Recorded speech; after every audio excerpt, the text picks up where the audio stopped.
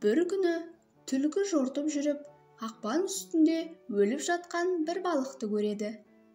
Түлкі балықты құйрығымен сипап, тартып қарайды. Бірақ қақпаннан шығара алмайды. Балық үлкенірек екен. Түлкінің құйрығының қуаты келмейді. Балықты алып жей алмай, ызаланып, жолмен жортып келе жатса, түлкінің алдынан бір маймыл ұшырайды. Түлкі маймылды көріп, басын төмен салып, құйрығын бұлаңдатып, еркелеп, ыржыңдай күліп сәлем береді. Маймыл сәлемін алып, «Жол болсын, түлкі би. Бұрын мұндай құрмет қылмаушы едіңіз, енді қалайша құрмет қылдыңыз» дейді. Сонда түлкі айтады: «Сүйінші беріңіз, патша сайламаққа келдік. Көп аңдар, көп жандар кеңес қылып еді. Арамыздан патша сайлаймыз деп маған ақыл салды.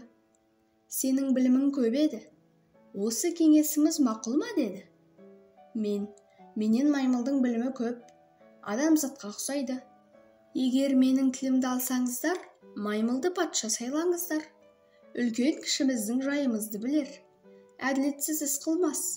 Егер арыстан патша болса, онда күші көп, өзіне ықтияр деген соң ойына келгенсін қылар. Жазықты, жазықсызға қарамай, нашар жандардың барлығын қырып тастар. Алдына ешкім арыз айтып келе алмас. Әулетімен құртып жіберер дедім. Жиылғандарға менің ақылым қатты ұнады. Түлкі бидің ақылы табылған ақыл деді. Патша сайламаққа арыстан жарамайды екен. Бәрімізге де зияны келтіреді.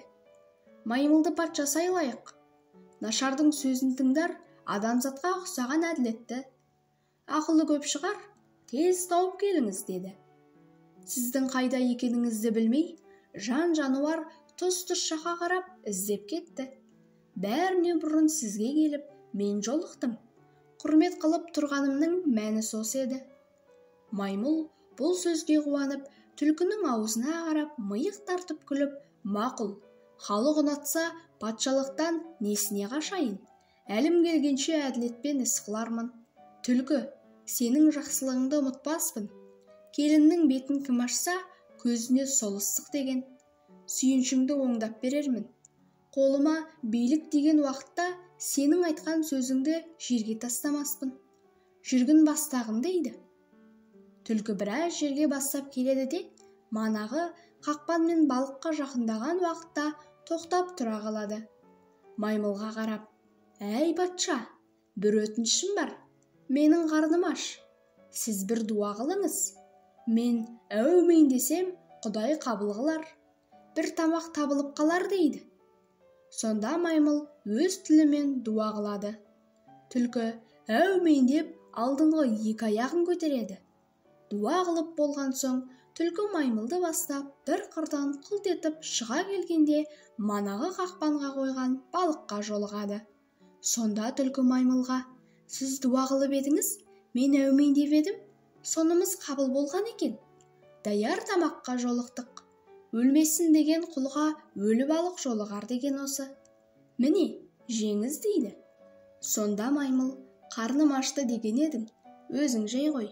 Мен бүгін ас жемесем де, қуанышыммен ақ тоқпын» дейді. Түлкі: «Ей маймыл патша, егер 6 күн аш жүрсем, астың алдын әуелі сіз татпай қайтып жеймін. Би патшасынан бұрын аш жемейді. Ашта болсам, әдепсіз қылық көрсетпейтін білімді бидің баласымын» дейді. Сонда маймыл қақпанға қарай аяғын бір басып қалғанда, сарт етіп аяғын шаба жөнеледі. Қақпанның серпуімен балық ыршып барып, басқа жерге түседі. Түлкі қағып алып жеп қояды. Сонда маймыл ойлап тұрып, «Патша болған соң ғана кешемін. Пәледен аяғымды құтқар» деп түлкіге жалынады.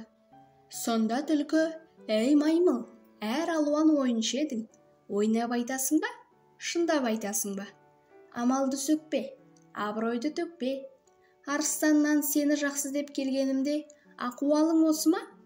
Аяғыңнан ұстаған қақпанда көтере алмай жынырды ма? Аузыңнан ащы сөз шығады. Екі бақ бар. Бірі басқа қонады, екіншісі аяққа қонады. Маймыл еке, мәнісі осылай болады. аяғыңнан қан қақса да отыр, аузыңнан зар қақса да отыр. Тепкілесең кетпейтін темір бақ қонды. Қақпанға сені патша қылдым. Қайыр қош, аман бол, патшалығың баянды болсын, деп жөнеле береді. Осылайша түлкі өзінің қулығымен маймылды алдап соғады.